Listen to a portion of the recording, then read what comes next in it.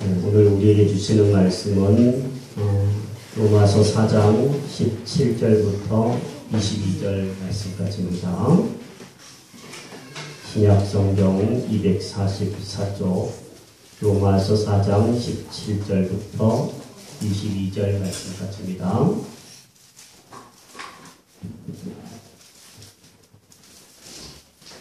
로마서 4장 17절부터 22절 말씀까지 말씀을 뜻을 생각하면서 같이 한번 읽겠습니다. 시작. 기록된 바 내가 너를 많은 민족의 조상으로 세웠다 하심과 같으니 그가 믿은 바 하나님은 죽은 자를 살리시며 없는 것을 있는 것으로 부르시는 이시니라. 아브라함이 말할 수 없는 중에 바라고 믿었으니 이는 내 후손이 이 같으리라 하신 말씀대로 많은 민족의 조상이 되게 하려 하십니다. 그가 백세나 되어 자기 몸이 죽은 것 같고 사라의 태가 죽은 것 같음을 알고도 믿음이 약하여지지 아니하고 믿음이 없어 하나님의 약속을 의심하지 않고 믿음으로 견고하여져서 하나님께 영광을 돌리며 약속하신 그것을 또한 능히 이루실 줄을 확신하였으니 그러므로 그것이 그에게 의로 여겨졌느니라. 아멘. 요즘에 계속 세월호 소식이 너무 궁금해서 사람들이 텔레비전을 계속 시청하고 그러다가 보니까 되게 민감한 사안이 되는 것 같습니다. 이번 주에는 이 세월호에 연관된 선박의 실소유주가 무슨 목사다 이런 얘기가 있어서 지금 교회도 상당히 긴장을 하고 있습니다. 그래서 여러분들이 좀 아니 왜 목사가 걸려있는가 이런 얘기가 오고 갈 것 같아서 여러분에게 제가 신문지장에 나와 있는 기독신문에 나와 있는 이야기들을 좀 잠깐 소개를 하고 말씀을 듣는 것이 좋을 것 같습니다. 이따가 나가시다가 보면 게시판에도 제가 신문의 한 부분을 이렇게 게시해 놓았습니다. 한 가지 분명한 것은 이 사람이 소속된 교파는 1990년도부터 벌써 이단으로 속해 있는 구원파라고 하는 교단이라는 것, 우리 한국 기독교에는 전혀 상관이 없는 사실 교단이라는 것을 먼저 이야기를 하고 싶습니다.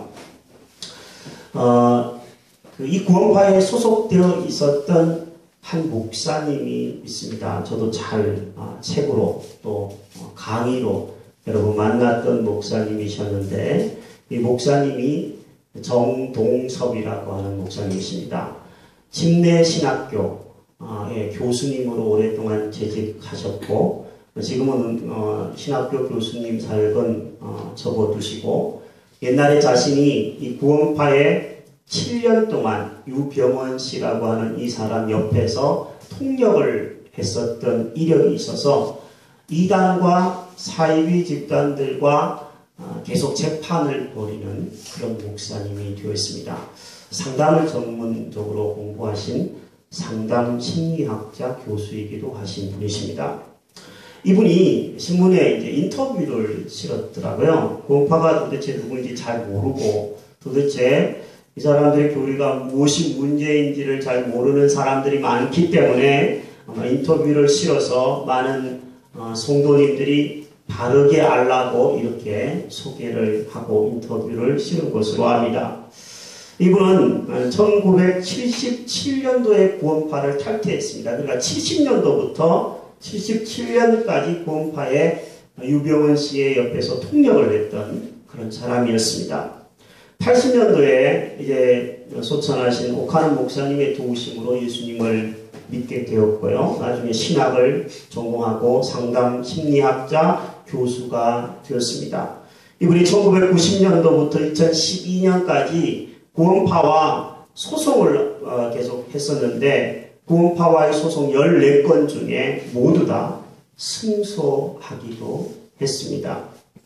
이 정동석 교수님에게 사람이 인터뷰를 한 내용의 세 가지만 좀 소개를 할까 하는데요. 먼저 이 유병원 씨는 어떤 사람인가요?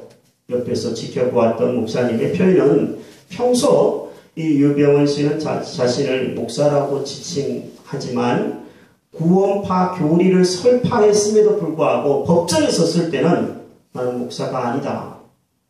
나는 구원파와 아무런 상관이 없는 회사를 경영하는 사람일 뿐이다. 이렇게 거짓말을 일삼았던 사람이고, 구원파 교인들은 이 유병원 씨를 모세에다가 비유를 한다고 합니다.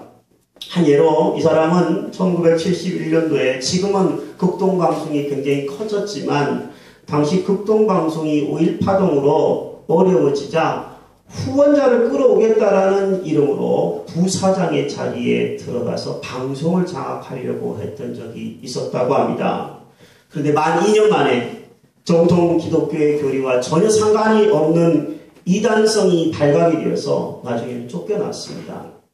그 후 지금의 회사를, 세모라고 하는 회사를 키워가면서 50과 60 시절의 세력을 확장시켰다라고 이 정동석 교수는 밝혔습니다. 세월호 선장과 선원들은 그러면 구원파의 사람들인가요? 이렇게 물었더니 아마 그럴 것이라고 교수님은 밝혔습니다. 왜냐하면 구원파는 자기의 회사의 요직을 구원파 신도들로 반드시 채운다고 말을 했습니다. 구원파의 사람들은 자기 가족에게라도 전도를 냈는데 전도를 받아들이지 않으면 쓰레기 취급을 한다고 합니다. 위기의 순간에 구원 없는 자신들만 중요하고 나머지는 쓰레기 같은 존재들이기 때문에 살든 말든 상관이 없을 것이다. 이런 가치관이 아마 표출되었을 것이라고 교수님은 이야기했습니다. 정말 무서운 사람이 아닐 수 없습니다. 이 세상에 어떤 종교도 사람의 생명을 가치 없게 여기거나 쓰레기 취급하는 종교가 있다면 그건 이유와를 막론하고 잘못된 종교일 수밖에 없습니다. 이 사람들의 교리 중에 그러면 무엇이 가장 큰 문제인가요? 이 정동석 교수의 대답은 이렇습니다. 이단을 연구하는 사람이기 때문에 우리는 좀 유념해서 들을 필요가 있습니다. 구원파에서는 일단 죄를 사함받으면 어떻게 생활하든지 상관이 없다고 합니다. 이것이 가장 큰 문제점이라고 밝혔습니다. 그럼 우리는 어떻습니까? 예수 그리스도를 믿고 죄를 회개하고 주님을 믿으면 구원을 얻는다고 말하지만 우리는 끊임없이 회개를 강조합니다. 자신을 성찰하고 잘못된 부분을 회개하고 다시 행동을 돌이키면서 예배하는 삶을 강조하는 것이 우리죠. 하지만 구원파는 정통교회 안에는 구원이 없고 자신이 속한 교회만이 유일하고 참된 교회이며 구원파에 붙어 있는 사람들만이 재림을 한다라고 가르치고 회개를 할 필요가 없다. 영원히 구원함을 얻었으면 육신은 괜찮다. 이렇게 마음껏 행동하도록 조장을 하고 있습니다. 여러분, 결코 우리가 이들과 상관이 없다고 말을 하지만 우리도 정말 깨어서 기도할 필요가 분명히 있습니다. 그리고 혹시 여러분 교회가 왜 이래? 목사가 왜 이래? 이렇게 현혹되지 않기를 바라는 마음으로 잠깐 여러분들에게 소개해 드렸습니다. 우리 지역에도 침례교회가 하나 있거든요. 근데 이 침례교회, 이 사람이 이제 침례교라고 하는 이름을 쓰기 때문에 문제가 되는데, 침례교회는 지금 아마, 발칵 뒤집혔을 겁니다. 왜냐하면 이 사람이 침례교라는 교단의 이름을 쓰고 있기 때문에 그렇습니다. 하지만 정통 침례교회랑 전혀 상관이 없는 교주에 불과하다는 것 여러분 기억하시고 여러분 흔들리지 않게 되시기를 주의 이름으로 부탁드립니다. 자, 오늘은 믿음의 조상인 이 아브라함의 믿음을 우리가 함께 살펴보려고 합니다. 이 믿음의 조상으로 불려지는 이 아브라함은 우리 기독교에서도 믿음의 조상으로 불리고요. 또 유대인들도 믿음의 조상으로 아브라함을 꼽고요. 심지어 이슬람을 믿고 있는 사람들도 아브라함을 믿음의 조상으로 부릅니다. 그럼 도대체 이 아브라함이 어떠한 하나님을 믿었길래 그는 믿음의 조상이 되었고, 또 아브라함은 어떻게 믿었길래 믿음의 조상으로 불릴 정도의 사람이 되었는가? 함께 한번 살펴보면서 하나님이 주시는 메시지를 받으려고 합니다. 첫 번째로는 우리가 아브라함이 믿은 하나님에 대해서 함께 살펴보겠습니다. 17절 말씀 한 번 더 읽겠습니다. 시작. 기록된 바 내가 너를 그가 믿은 바 하나님은 죽은 자를 살리시며 없는 것을 있는 것으로 부르시는 이시니라. 아멘. 아브라함이 믿은 하나님은 두 가지로 이야기할 수 있는데, 먼저는 없는 것을 있는 것으로 부르시는 하나님을 아브라함은 믿었습니다. 아브라함은요, 75살의 아주 늦은 나이에 하나님의 부름을 받습니다. 내가 너로 큰 민족을 이루게 하겠다. 너는 복이 될 것이다. 이렇게 축복하시면서 하나님이 아브라함에게 갈대아 우르에서 떠나서 내가 너에게 지시하는 땅으로 가라. 이렇게 말씀하셨습니다. 아브라함은 아무것도 없는 상황에서 사실은 하나님의 말씀에 순종해서 길을 떠납니다. 아브라함은 이때 깨달았습니다. 하나님은 아무것도 없는데 있는 것으로 부르시는 하나님이시구나. 깨닫기 시작했습니다. 아무것도 없는 데서 하나님은 뭔가를 시작하시는, 어떻게 보면 모험가이시고 도전가이십니다. 천지를 창조하는 것도 한번 생각해 보십시오. 무입니다. 온 우주가 아무것도 없는 상황에서 하나님이 우주를 만들고 인간을 만들고 지구를 만드는 무에서 유를 창조하셨습니다. 사람도 상당히 모험을 즐기는 사람들이 있습니다. 아무것도 없는 상황에서 도전하고 만들어가고 이루어가는 것을 즐겨하는 사람들이 있죠. 목회자의 유형도 여러 가지가 있는데요. 교회를 개척하는 사람들은 상당히 모험, 도전 정신이 있는 사람들이라고 말할 수 있습니다. 저도 교회를 개척한 사람으로서 가만히 보면 교회를 개척할 때는 정말 아무것도 없었던 것 같아요. 돈도 없었고 사람도 없었던 것 같아요. 피아노 완주자가 없어가지고 기타로 이렇게 드르릉 그러면서 주일날 예배를 드렸던 적도 있었습니다. 예배를 드리려고 하는데 성도님들이 거의 없어서 예배 드리기가 쉽지 않았던 때도 있었습니다. 근데 지금은 찬양을 같이 하는 싱어도 있고 반주자도 있고, 그래서 저는 참 대단히 감사하게 생각하고 있고 하나님께 영광을 돌리고 싶습니다. 요즘에는 제가 이런 기도를 드립니다. 하나님, 저희 교회에 반주자도 주시고 싱어도 주시고 교사도 주셨는데 더 필요한 부분들이 있습니다. 지금은 없지만 필요한 부분들이 있는데 교사가 더 필요합니다. 하나님, 전도할 때 봉사자가 더 필요합니다. 하나님, 우리 아이들 다른 교회에 비해서 학생들과 아이들이 좀 많은데 이 아이들을 잘 교육할 수 있는 전도사님도 필요합니다. 하나님 주십시오. 하나님, 옛날에 없었을 때 이렇게 주셨던 것처럼 앞으로도 주시면 더욱 하나님의 영광을 드러내도록 하겠습니다. 여러분 함께 기도해 주시기를 바랍니다. 하나님은 없는 곳에서 있게 하시는 창조의 능력이 있으신 하나님이십니다. 여러분 삶에서도 없는 것이 있죠. 어떤 분은 나는 돈이 좀 없어. 또 어떤 분은 나는 좀 지식이 좀 없어. 어떤 분은 청년들 같은 경우에는 나는 애인이 없어. 또 나는 직장이 없어. 이렇게 없는 것을 생각할 때 마음이 이렇게 좀 움츠려들고 힘든 사람들이 분명히 있을 거라고 생각합니다. 하지만 여러분, 성경은 이렇게 얘기합니다. 없는 것에 집중하지 말고 없는 것이 아니라 주실 것을 기대하면서 바라보라고 이야기합니다. 히브리서 11장은 믿음을 이렇게 표현했습니다. 믿음은 바라는 것들의 실상이다. 따라해 보겠습니다. 믿음은 바라는 것들의 실상이다. 무슨 말입니까? 없는 것에 집중하지 말고 되어질 것, 여러분들이 바라보는 것을 바라보면 그것이 나중에 실상, 현실이 될 것이라는 것을, 그것이 바로 믿음이라는 것을 이야기해 주고 있습니다. 여러분, 없는 것을 있는 것으로 부르시는 그 하나님, 그 창조의 하나님을 여러분이 계속 바라보셔서 여러분이 바라보는 것이 현실이 되는 놀라운 역사가 있게 되기를 바랍니다.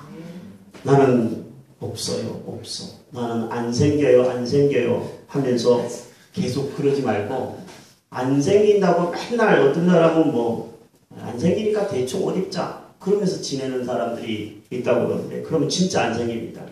있는 사람처럼 꾸미고 다니고 있는 사람처럼 행동하고 다니는 게 좋습니다. 저는 우리 희망의 교회가 주변의 목사님들에게 부자 교회로 소문이 나서 난 대단히 감사하게 생각합니다. 왜냐하면 우리 아버지가 부자이기 때문에 나는 부자라는 생각들을 하고 있거든요. 정말 돈 한 푼도 없었는데 그렇게 살아오는 것 자체가 하나님이 진짜 부자시구나 이런 생각이 들고, 또 하나님의 은혜 중에 교회 차를 구입하고 또 교회당을 조금 넓히고 이런 작은 것들에 대해서 하나님이 이렇게 조금씩 늘려가시는 것을 보면서 정말 하나님은 없는 것에서 있는 것으로 부르시는 하나님이 확실하다 생각하고 있습니다. 여러분, 없다 그러면서 여러분의 호주머니를 꽁꽁 묶지 마십시오. 오히려 푸시고요. 오히려 베푸시고 그렇게 하시다가 보면 하나님이 정말 있게 하시는 역사가 여러분에게 일어날 줄로 믿습니다. 아브라함의 하나님은 없는 것을 있는 것으로 부르시는 하나님이었습니다. 두 번째로 아브라함이 믿은 하나님은 죽은 자를 살리시는 하나님이셨습니다. 제가 이 본문의 앞뒤를 이렇게 좀 바꾸었는데, 아브라함이 75세에 하나님의 부름을 받았지만요, 하나님이 큰 민족을 이루게 하겠다는 약속을 주셨음에도 불구하고 99살까지 24년 동안 아들이 없어요. 결혼을 한 지 여러분 24년 만에도 24년이 지났는데도 아들이 없다고 한번 생각해 보십시오. 근데 이 할아버지는 결혼을 한 지 24년이 아니라 부름을 받은 지 24년이었어요. 그러니까 결혼해서 아마 적어도 60년, 70년 정도 아들이 없었던 겁니다. 얼마나 힘들었을까요? 얼마나 사실은 고통스러웠을까요? 아브라함은 99세의 자신을 오늘 성경에 보면 이렇게 표현했습니다. 내 몸이 죽은 것 같았다. 내 아내도 89살이었는데 그의 태가 죽은 것 같았었다고 썼습니다. 사실 이 성경의 표현에는 우리나라 번역에는 죽은 것 같다라는 표현을 썼지만 실제로 이 헬라 사람들이 쓰는 표현은 죽었다 이런 표현이 있습니다. 죽었다. 더 이상 생산의 능력이 없이 죽은 존재였는데 하나님이 살려냈다라는 표현을 씁니다. 실제로 하나님은 아브라함에게 99세에 나타나셔서 너에게 아들이 있을 것이다. 너에게 아들이 있을 것이다. 약속하시고 1년 만에 이삭을 아들로 주십니다. 죽은 몸에서 살아있는 아들이 태어나게 하셨다는 겁니다. 이 하나님을 경험하면서 아브라함은 깨달았습니다. 하나님은 나같이 이 늙고 병든 죽은 몸에서도 아들을 생산하게 하는, 죽은 자 가운데서도 살리시는 하나님이구나 깨닫게 됐습니다. 이 아브라함이 나중에 이 아들인 외아들 이삭을 하나님 앞에 번제로 바치게 되죠. 번제로 바친 것을 성경은 아브라함은 능히 하나님께서 이 이삭을 바칠지라도 다시 살리실 것을 믿었다. 부활의 하나님을 믿었다. 이렇게 설명합니다. 그럼 이 아브라함이 깨달은 믿음이죠. 자기의 몸이 죽었었는데 살리신 분이 하나님이시구나 깨닫게 된 겁니다. 사람에게 가장 두렵고 절망스러운 상황이 있다면 아마 죽음일 것입니다. 죽음은 두려움입니다. 죽음은 절망입니다. 하지만 자신의 죽음도 이렇게 절망스럽고 두렵기도 하지만 자식의 죽음을 바라보아야 되는 부모님의 마음은 더 아프리라고 생각합니다. 세월호 사건이 우리에게 참 가슴 아프게 느껴지는 것은 다른 어른들이 많이 이렇게 죽은 것이 아니라 학생들이 많이 죽었기 때문이 아닙니까? 제가 이렇게 글을 이렇게 목사님들이 보내주는 글 중에 이번에 여러분에게 좀 소개시키고 싶은 글이 하나 있어서 가지고 나왔습니다. 안산에 한 장로님의 글입니다.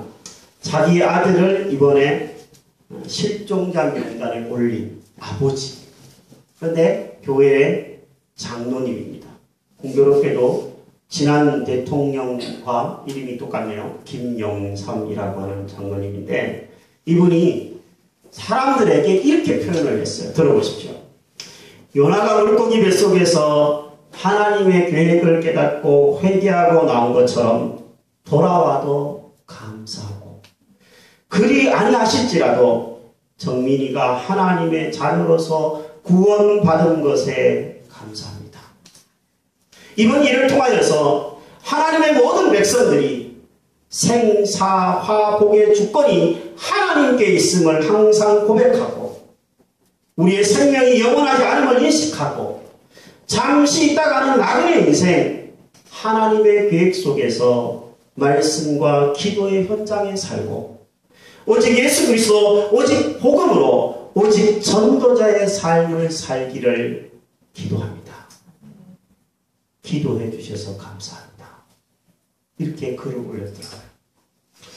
저는 이 장로님의 글을 읽는데 두 아들을 공산당에게 잃은 손양원 목사님도 기억이 났습니다. 손양원 목사님은 공산당에 의해서 두 아들을 하루아침에 잃었습니다. 그 두 아들을 잃은 아버지의 마음은 정말 절망이었을 것 같습니다. 하지만 이 손 목사님은 두 아들의 장례식장에서 9가지나 감사합니다, 감사합니다 제목으로 하나님께 감사로 영광을 돌렸습니다. 어떻게 이럴 수 있을까요? 내 자식이 죽음을 당했는데 그것도 애꿎은 죽음이잖아요. 너무 안타까운 죽음을 당했는데 어떻게 해서 이 김영삼 장로님과 손양원 목사님과 이런 분들은 그런 상황에서도 그리 아니하실지라도 감사할 수 있었을까요? 저는 이 두 분이 하나님 아버지의 마음을 먼저 깨달았기 때문이라고 생각합니다. 외아들을 인류의 구원을 위해서 내어주실 수밖에 없었던 그 하나님 아버지의 마음을 깨달았기 때문에 하나님 앞에 여기에는 뜻이 있을 것이다 생각하고 감사했을 거라고 말하고 싶습니다. 또 하나의 이유가 있다면 이들은 부활을 믿었기 때문에 가능했습니다.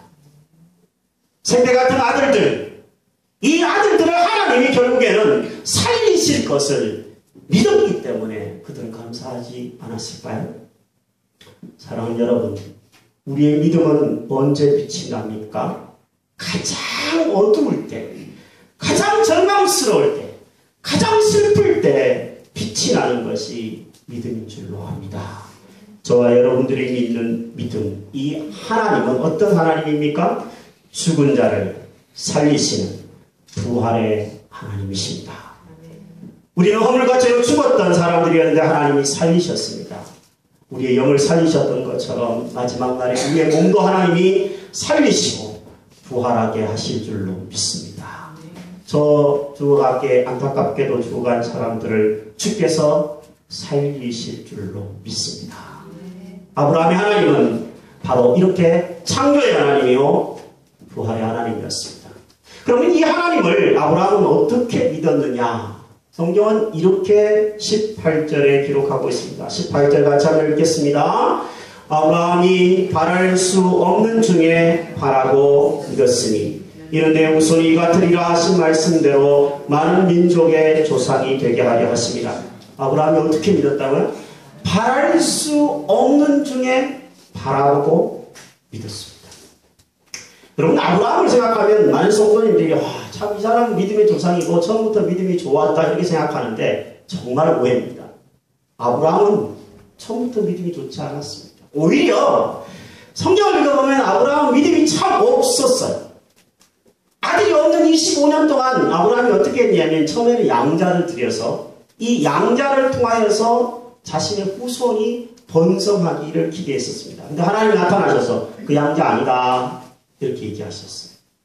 너의 몸에서 아들이 태어날 것이다 얘기했습니다. 그래서 시간이 지나도 아들을 주시지 않자 아브라함이 이번에는 첩을 넣었습니다. 자기의 본부인이 있는데도 불구하고 첩을 얻어서 그 몸에서 아이가 태어나요. 엘리에셀이라고 하는 아들이 태어나는데 하나님 제가 이제 늙었으니까 이 아들 엘리에셀을 통하여서 민족이 번성하게 해주십시오. 이렇게 얘기했는데 하나님이 또 나타나셔서 이렇게 얘기하셨어요. 그 아들 아니다. 너의 몸에서 본부인에게서 참 아들이 태어날 것이다. 약속하셨어요. 아브라함이 믿음이 흔들릴 때마다 하나님이 나타나시고 그때마다 하나님이 똑같은 말씀을 주셨어요. 너의 몸에서 너의 본부인에게서부터 아들이 태어날 것이고 그 아들을 통하여서 많은 민족이 이루어질 것이다. 약속을 계속 해주셨습니다. 그러자 아브라함은 그 약속을 계속 나중에는 붙들기 시작합니다. 즉 바랄 수 없는 중에 바라보며 약속의 말씀을 붙든 사람이 아브라함이었습니다. 우리 집사님들과 제자훈련을 하는 중에 어느 날 이 본문을 한번 함께 나눈 적이 있었어요. 바랄 수 없는 중에 바라보는 것이 믿음의 사람인데 무엇을 바라면서 기도하냐고 나눈 적이 있었어요. 그랬더니 한 분이 이렇게 얘기하시더라고요. 목사님 더 바랄 수 없는 중에 바라보는 거 한 가지 나누겠습니다. 그러면서 우리 교회에 이제 그 온라인에 동영상을 올리잖아요. 설교 동영상도 올리고 그 다음에 여러분 예배 드리는 모습을 사진으로 찍어서 올리고 이러거든요. 카페가 있고 블로그가 있는데 그 동영상을 이렇게 올리면서 이렇게 얘기하셨어요. 목사님 이 온라인을 보고 100명이 우리 교회에 오게 제가 기도하겠습니다. 이렇게 얘기하셨어요. 쉽지 않은 일이고 거의 불가능한 일이에요. 그런데도 바랄 수 없는 중에 바라보고 그렇게 기도하고 이야기를 하셨어요. 그런데 놀랍게도 최근에 우리 교회에 오신 성도님 한 부부가 그 온라인을 보고 우리 교회에 오셨어요. 이분이 춘천에서 우리 동네를 이사를 오신 분인데 그 온라인을 통해서 우리 교회를 훤히 보고 오시고 또 우리 교회가 낯설지 않대요. 다 보고 오시니까. 성도님들의 얼굴도 다 봤으니까. 지금 그런 세상입니다. 그리고 한 분이 온라인을 통해서 우리 교회에 오셨던 분이 있어요. 지금은 출산 때문에 교회에 나오지 못하시고 계시는 분이신데 온라인을 통해서 우리 교회를 보셨다고 그러면서 오셨더라고요. 여러분, 바랄 수 없는 중에 바라보는 것이 그것이 믿음입니다. 황당하게 보일지 모르겠지만 이것이 말씀과 동떨어지는 것은 아니어야 합니다. 어떤 사람은 그냥 자기의 소원을 그냥 바라보고 얘기하는 사람이 있어요. 여러분 그것은 50점짜리입니다. 하지만 하나님의 약속의 말씀이 있는 것을 붙들고 바랄 수 없는 중에 바라보는 믿음은 그것은 너무나 견고하고 확실한 믿음이 됩니다. 저는 여러분이 여러분의 인생에서 꼭 붙들어야 될 말씀이 분명히 있다고 생각합니다. 이 슬퍼하는 상황들, 어떻게 보면 절망스러운 인생의 여러 고비들을 만나면서 저와 여러분들이 꼭 붙들어야 될 말씀이 몇 가지 있다고 저는 생각하는데요. 첫 번째로 꼭 붙들었으면 좋겠다 싶은 말씀은 영생에 대한 말씀입니다. 내가 진실로 진실로 너희에게 이르노니 믿는 자는 영생을 가졌나니. 여러분이 언제 어떻게 될지라도 이 말씀을 꼭 붙들 때 여러분에게는 영생이 놓쳐지지 않게 될 줄로 믿습니다. 또한 2014년을 시작하면서든 아니면 여러분 인생을 통하여서든 하나님이 여러분에게 주시는 한 구절의 말씀이라도 붙드시기를 바랍니다. 저는 교회를 섬기면서 꼭 한 구절을 계속 붙듭니다. 이 율법책을 다 지켜 행하라. 좌로나 우로나 치우치지 말아라. 그리하면 내가 너와 함께 할 것이고 형통하게 할 것이다. 여호수아 1장의 말씀을 저는 꼭 붙듭니다. 여러분도 여러분의 인생에서 주어지는 말씀이 어떤 것이든지 간에 그 한 구절의 말씀이라도 꼭 붙들고 살아갈 때 하나님이 여러분에게 그 말씀대로 이루게 해주실 줄 믿습니다. 그리고 여러분, 우리 희망의 교회에서 믿음 생활하신다면 올 한 해 우리에게 주신 말씀을 함께 붙들었으면 좋겠습니다. 본질로 돌아가야 될 때입니다. 보십시오. 기본이 안 되고 본질이 흐트러지니까 나라가 이렇게 혼란스럽습니다. 기본으로 돌아가고 본질로 돌아가야지 이 나라가 소망이 있는 것처럼 교회도 믿음도 마찬가지입니다. 예배를 드리는 것, 사람을 사랑하는 것, 이런 본질로 우리가 돌아가고 최선을 다할 때 하나님께서는 우리에게 다시 희망을 노래할 수 있는 은혜를 주실 줄로 믿습니다. 우리 교회 비록 작은 교회이지만 본질에 충실한 교회가 될 때 하나님께서 저와 여러분들 섬기는 이 교회를 더욱더 바르게 세워가실 줄로 믿습니다. 18절을요. 다른 번역 성경으로 읽어보니까 더 가슴에 와닿더라고요. 함께 한번 읽고 말씀을 마치려고 합니다. 18절을 공동번역에 이렇게 써 있습니다. 함께 읽겠습니다. 시작. 아브라함은 절망 속에서도 희망을 잃지 않고 믿어서 마침내 만민의 조상이 되었습니다. 아멘. 여기 이렇게 써 있어요. 아브라함은 바랄 수 없는 중에 바라보고 창조의 하나님, 부활의 하나님을 믿고 바라보았더니 희망을 잃지 않았더니 절망 속에서도 희망을 바라보았더니 마침내 만민의 조상이 되었습니다. 여러분, 우리의 인생에서 슬픔이 찾아올 때도 있습니다. 고통이 찾아올 때도 있어요. 절망스러운 환경을 만날 때도 있습니다. 자식을 잃기도 하고 여러 상황에 빠지기도 하지만 우리가 희망을 다시 한번 노래하고 이야기할 수 있는 것은 바로 우리가 믿는 하나님이 희망의 하나님이기 때문에 가능하다는 것입니다. 여러분, 슬픔 속에서도 희망을 잃지 마시기를 바랍니다. 절망스러운 상황이 찾아오더라도 약속의 말씀을 붙들게 되기를 바랍니다. 그래서 결국에는 마침내 여러분들을 통하여서 믿음의 가문이 세워지게 되기를 축복합니다. 마침내 저와 여러분들을 통해서 하나님이 기뻐하는 교회의 모습이 세워지게 되기를 바랍니다. 마침내 우리 믿는 사람들을 통해서 이 나라가 다시 한번 바르게 세워져가는 은혜가 있게 되기를 주의 이름으로 축복합니다.